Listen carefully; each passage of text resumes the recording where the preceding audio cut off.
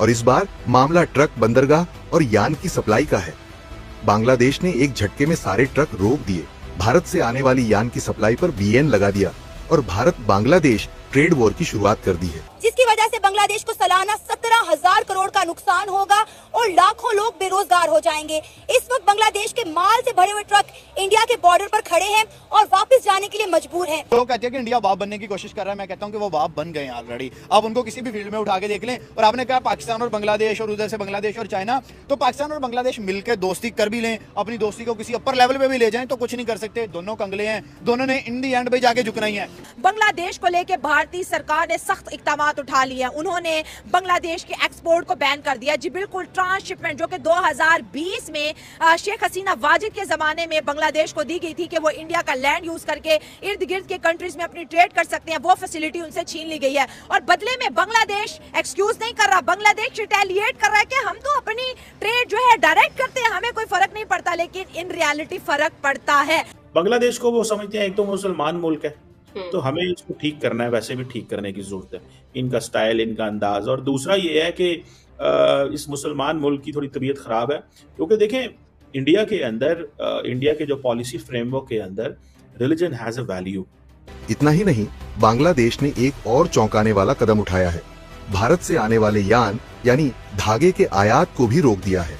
अब आपको बता दें कि यही यान बांग्लादेश की सबसे बड़ी गारमेंट इंडस्ट्री का रीढ़ है। आपको पता है कि बांग्लादेश की जो है कितने परसेंट की जो ट्रेड है वो इंडिया के बॉर्डर के रास्ते से होती थी और अब बांग्लादेश को खाने के लाले पड़ गए हैं।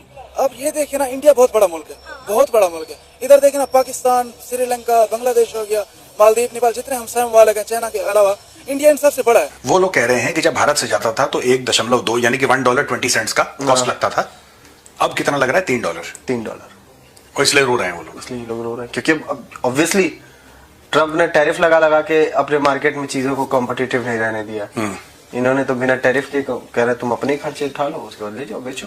एक पहला स्ट्रिक्ट एक्शन है जो इंडिया ने बांग्लादेश के खिलाफ लिया। बड़ी खुली मुट्ठी छोड़ी हुई थी कि भाई जाओ, आप लोगों को खुराक भी दे रहे हैं, आपको बिजली प्रोवाइड कर रहे हैं, आपको अपने प्लेटफॉर्म्स दे रहे हैं, आपको अपनी सरहद यूज करने का मौका दे रहे हैं। लेकिन बांग्लादेश ने सबक नहीं सीखा। मोहम्मद यूनुस बार बार उठता था और भाई जाके इंडिया के खिलाफ कोई ना कोई एक्शन शुरू कर देता था। चाहे मोदी उससे मुलाकात करे, सुमिट हुआ था पीछे एक, वहां भी मुलाकात हुई।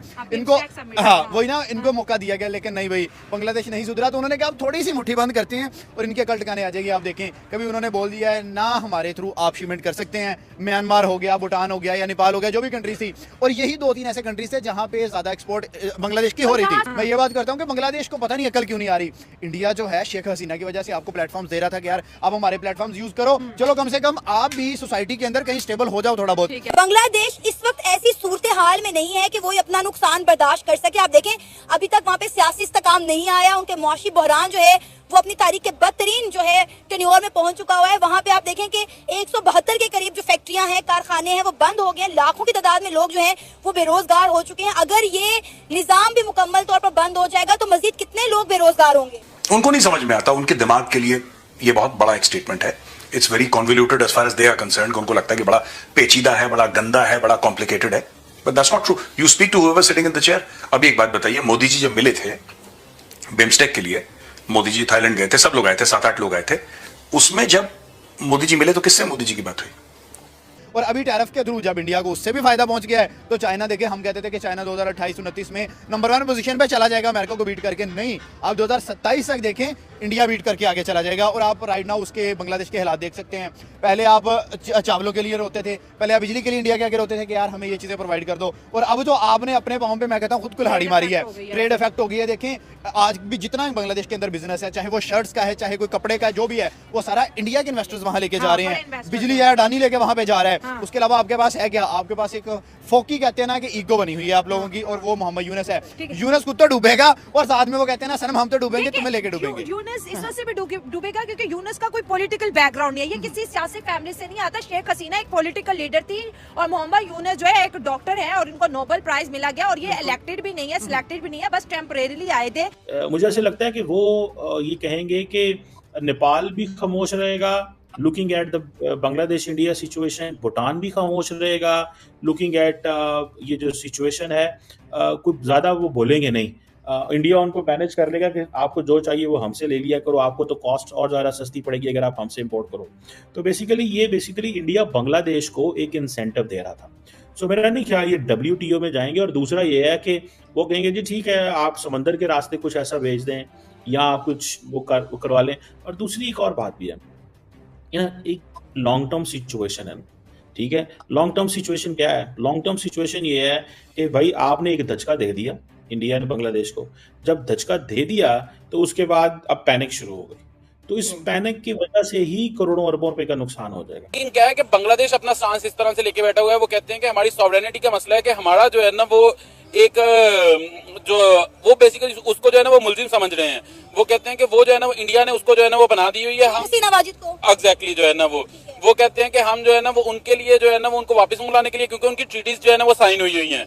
क्योंकि इससे पहले तो समझा जाता था ना कि जितना बायलैटरल जो है ना वो रिलेशन ढाका और दिल्ली का है ना, इससे ज्यादा तो कहते थे कि कोई स्ट्रॉन्ग रिलेशनशिप ही नहीं है। तो दोस्तों बांग्लादेश ने अपने ही पैरों पर कुल्हाड़ी मार ली है, क्योंकि यहाँ पर बांग्लादेश ने जैसे ही भारत के साथ में संबंध तोड़े तो भारत ने भी इंडिया और बांग्लादेश का बॉर्डर का जो भी यहाँ पर सामान ले जाने का जो जरिया था उसको पूरी तरीके से बंद कर दिया। और इसी वजह से 17,000 करोड़ रुपए का नुकसान हुआ है बांग्लादेश को एक ही दिन के अंदर, बताया जा रहा है। बांग्लादेश की इकोनॉमी जो है दोस्तों वो पूरी तरीके से अपने टेक्सटाइल के ऊपर डिपेंड करती है, लेकिन बांग्लादेश ये भूल गया कि किस तरीके से उनका काम भारत के अंदर सामान बेचने से ही चलता है। भारत ने तो ऑलरेडी ट्रांसशिपमेंट जो है वो बांग्लादेश का बंद कर दिया था, इससे वो कोई भी सामान भारत के जरिए दूसरे देशों में नहीं बेच सकते थे। और इसी वजह से आप देखिए अब जो है बांग्लादेश की मतलब मती मार चुकी है कि उन्होंने अपना ही बॉर्डर बंद कर दिया और भारत की तरफ से भी जो है अब सामान भेजना बंद कर दिया गया है। इससे और भी ज्यादा आप देखेंगे कि आने वाले समय में करोड़ों डॉलर्स का नुकसान होने वाला है, क्योंकि American obviously may be silent on Bangladesh for so many reasons, but at the same time they do understand कि भाई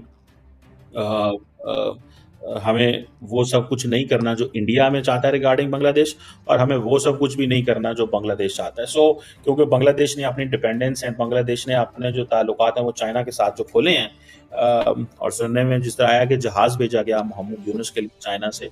So that's something being taken very seriously in Beijing and India कभी भी शेख हसीना वाजिद को बांग्लादेश के हवाले नहीं करेगा। आप देखें कि शेख हसीना वाजिद ने कई साल बांग्लादेश पे हुकूमत की, उनके पास बड़े बड़े राज मौजूद हैं बांग्लादेश के।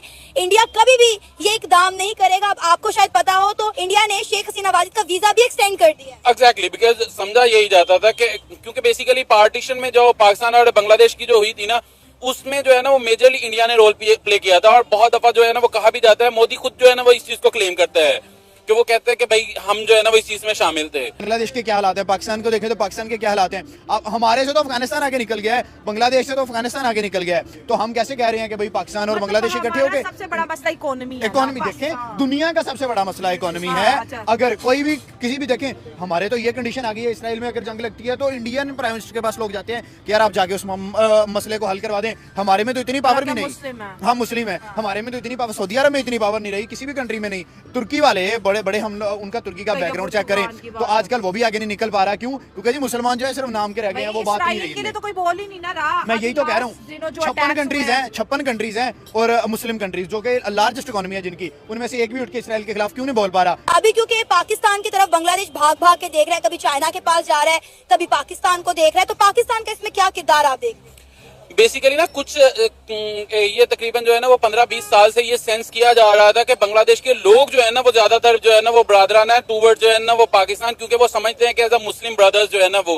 लेकिन उनकी गवर्नमेंट जो थी ना वो उस तरह से नहीं थी, क्योंकि शेख हसीना वाजिद ने जिस तरह से जो है ना वो जमात इस्लामी के साथ जिस तरह से किया, उनके लीडर्स के साथ जिस तरह से किया,